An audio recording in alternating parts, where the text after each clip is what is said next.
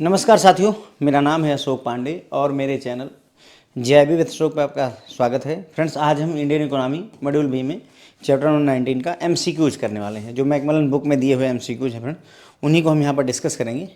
काफ़ी छोटा लेक्चर होगा। पूछा है इन्होंने फुल फॉर्म, एनसीसीडी का फुल फॉर्म क्या होता है। तो friends, national calamity and contingency duty होता है। वैसे तो national calamity and contingency duty होता है, लेकिन national council on crime and delinquency भी होता है। दोनों ही सही हैं यहाँ पर। एनसीसीडी ये भी है और एनसीसीडी ये भी है। तो फ़र्क कहाँ पर आता है? तो सर फ़र्क ये है कि हमारे लिए बेहतर रहेगा कि हम चूँकि यूनियन वाला चैप्टर पढ़ रहे हैं, मतलब यूनियन बजट वाला चैप्टर पढ़ रहे हैं, तो हमारे लिए एनसीसीडी ये वाला ज़्यादा अच्छा रहेगा। होता ये भी है, लेकिन इसका हमारे इस पर्टिकुलर चैप्टर से कोई रेफरेंस नहीं है। So that's why answer will be D. पूछ रहे हैं इनमें से अलग कौन सा है। Pick odd one out. अलग कौन सा है? Customs, service tax, income tax, interest, receipt. ये सब कमाई के जरिए हैं, इनकम के जरिए हैं, रिसिट्स हैं।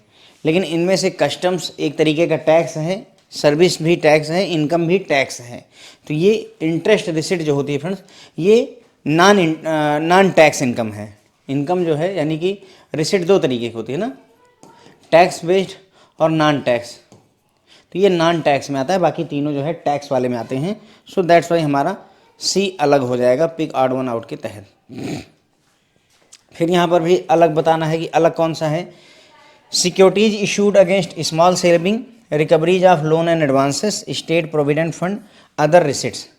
तो फ्रेंड्स, ये सारी कैपिटल रिसिट हैं, पूंजी वाली कमाई है, हमारी कैपिटल की कमाई है। ठीक है। अलग क्या है? कैपिटल रिसिट जो होती है वो तो दो तरीके की होती है, डेट वाली और नॉन डेट वाली। डेट वाली और नॉन डेट वाली। तो इसमें से फ्रेंड देखिए, securities against small saving debt based है, कर्जा लिया हमने। स्टेट प्रोविडेंट फंड से भी हम कर्जा ले लेते हैं, अदर रिसिट्स में भी हम कर्जा लेते हैं। इसी में आपका अगर याद हो पब्लिक अकाउंट, इसी में पब्लिक अकाउंट आता है और इसी में ही जो है इंटरनल डेट आता है। जब हमने पढ़ाया था तो वहाँ पर ये बातें करी थी, इंटरनल डेट वो इसी का पार्ट है।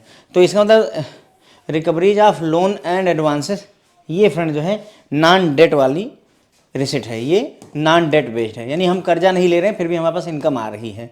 और एक और होता है नॉन डेट बेस्ड, डिसइन्वेस्टमेंट। जब सरकार क्या करती है, अपने पीएसयू में से कुछ हिस्सेदारी बेच करके पैसे कमाती है, तो उसे हम बोलते हैं नॉन डिसइन्वेस्टमेंट बोलते हैं, और ये नॉन डेट बेस्ड इनकम होती है फ्रेंड्स। ओके, तो इसका आंसर हमारा बी हो जाएगा। आगे बढ़ते हैं। इनमें बताना है आपको कि कौन सा अलग है। अलग कौन सा है? तो loan to public enterprises, pensions, police और सब्सिडीज़, ये चार हैं। इनमें अलग कौन सा है? तो देखिए ध्यान दीजिए, पेंशन हो गया, पुलिस हो गया और सब्सिडीज हो गई, ये सारी जो है नॉन प्लान्ड एक्सपेंडिचर हैं। देखिए एक्सपेंडिचर होता है दो तरीके का, एक प्लान्ड होता है और एक नॉन प्लान्ड।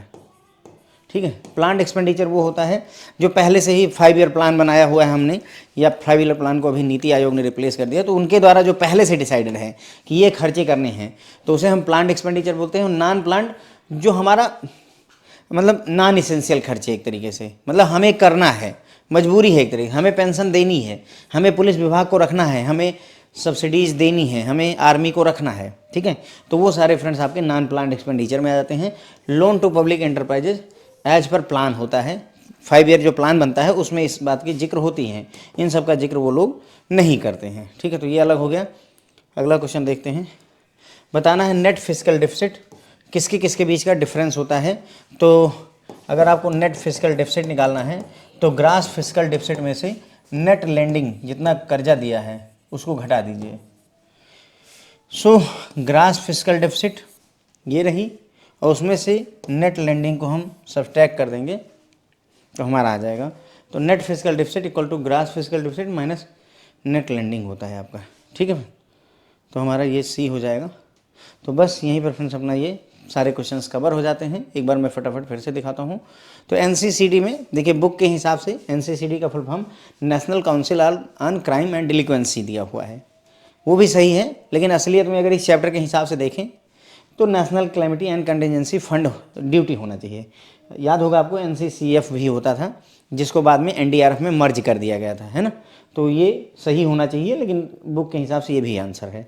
तो बोथ आर इक्वली ओके। आप एग्जाम में आता है तो अगर मान लीजिए ये ऑप्शन है तो इसी को लगाइएगा, मान लीजिए ये ऑप्शन है तो इसको लगा दीजिएगा, जो अवेलेबल हो वो लगा दीजिएगा। दोनों एक साथ अवेलेबल होने में पॉसिबिलिटी नहीं होती है, क्योंकि क्या है कि एग्जामिनर भी अपने आप को बचा के चलेगा, क्योंकि आप फिर क्वेश्चन के लिए क्लेम कर सकते हैं कि सर दोनों पॉसिबल हैं, तो वैसा नहीं होता है, दोनों में से कोई एक ही रहेगा। तो ध्यान रखें, ठीक है। उसके बाद में हमने देखा इनमें से अलग कौन सा है, तो भाई कस्टम ड्यूटी यानी एक तरीके का टैक्स, सर्विस एक तरीके का टैक्स, ये भी इनकम टैक्स एक तरीके का टैक्स है। तो ये सारी टैक्स बेस्ड इनकम है, टैक्स के तहत कमाई है, और ये बिना टैक्स की कमाई होती है। इंटरेस्ट रिसीट, जो भी हमने लोन वगैरह दे रखा है सरकार ने, उस पर इंटरेस्ट कमाना, ठीक है। इनमें अलग कौन सा है, तो ये भी फ्रेंड्स अपनी अर्निंग है, लेकिन ये लोन बेस्ड हैं। Securities issue against small saving, state provident fund से लोन लेना, अदर रिसिट से लोन लेना, ये सारे लोन बेस्ड हैं। Recoveries of loan and advance loan based नहीं है, इसमें लोन हम यहाँ पर कहीं बारोइंग नहीं कर रहे हैं, यहाँ पर हम रिकवरी कर रहे हैं। पहले से लोन दे रखा है, रिकवरी कर रहे हैं। बाकी इन सब में हम लोन ले रहे हैं, अपना काम चलाने के लिए उधारी ले रहे हैं, यहाँ उधार, यहाँ उधार, यहाँ उधार, यहाँ उधारी नहीं ले रहे हैं, ठीक है। तो ये अलग है, हमारा बी अलग हो जाएगा। इसमें कौन सा अलग है, तो भाई देखो ये सारे आपके प्लान्ड एक्सपेंडिचर, ये नॉन प्लान्ड एक्सपेंडिचर है, पेंशन, पुलिस, सब्सिडीज़, डिफेंस वगैरह, रिसर्च वगैरह, ये सारी चीज़ें क्या होती हैं, नॉन प्लान्ड एक्सपेंडिचर होता है।